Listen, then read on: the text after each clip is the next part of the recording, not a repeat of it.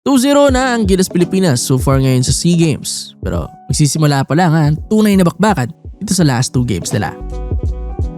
Gaya ng inasahan, sweep niya ang Group A para sa Pilipinas, beating Malaysia by 25 points, while mas dikit naman sa Vietnam na tinalo lang natin by 11 points. Impressive din mapanood itong mga kapitbahay natin sa Southeast Asia. Bilang nasubaybayan natin tong SEA Games tournament, makikita mo talaga yung paangat din na trajectory ng basketball nila at ang bilis din nun.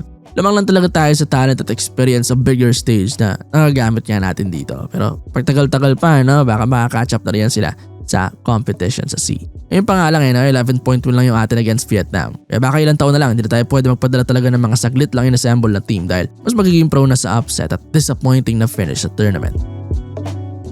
Meanwhile, ang Gilas Pilipinas naman, sa pinakita nila sa first 2 games, halo may mga pangit, may mga maganda. At most naman ng pangit dahil sa short time lang nila na magkakasama at epekto rin ng pabago-bago na eligibility rule. Kaya yan, chemistry issues, yung mga nagkakagulatan sa pasa kaya sumasablay, open pala ako, tira ko pala to, at mga turnovers, mga lapses sa depensa dahil sa lack ng communication, mga ganon na mapapolish naman sana ng more training time together. Pero sa composition ng team okay naman talaga. Pinakagusto ko sa Gilas version na to yung ibang sistema. Wala namang problema kay Coach Tim pero refreshing lang na mapanood tong Gilas na lumaro ng ganitong basketball.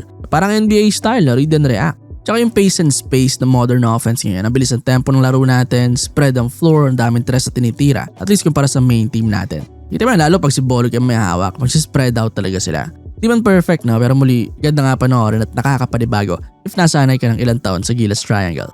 So yes, huwag natin kalimutan na mas mababang competition to. Hindi naman natin sinasabi na mas maganda ito sa sistema ng main team. Tsaka masusubukan pa lang talaga sila kahit nabigyan tayo ng challenge ng Malaysia at Vietnam.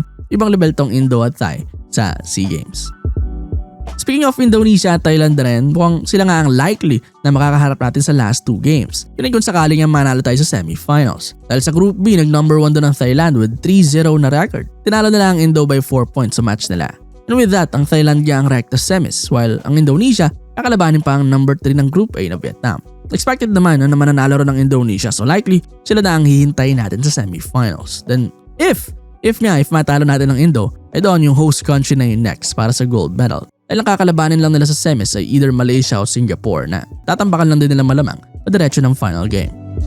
Ang Indonesia at Thailand talaga without a doubt, mas matitinding kalaban yan sa first 2 games natin. Parehong solid yung size. Yung Indo, sina Div 1 player sa US sa 6'9", 6'10 DMX. Pati yung may lahi nila, si Diagne o Dayan. Darating, may isa pa silang 6'7". Thailand, yung 6'8 Ejisu, mas maganda nilalaro kay Jakrawan nito. Mas malapa din. At bukod pa sa dalawang yan, may iba pa silang may height. Matetest talaga ang frontcourt natin sa dalawang teams na ito. Yan sina Aram, Chua, Malonzo, Tratter at Manzano.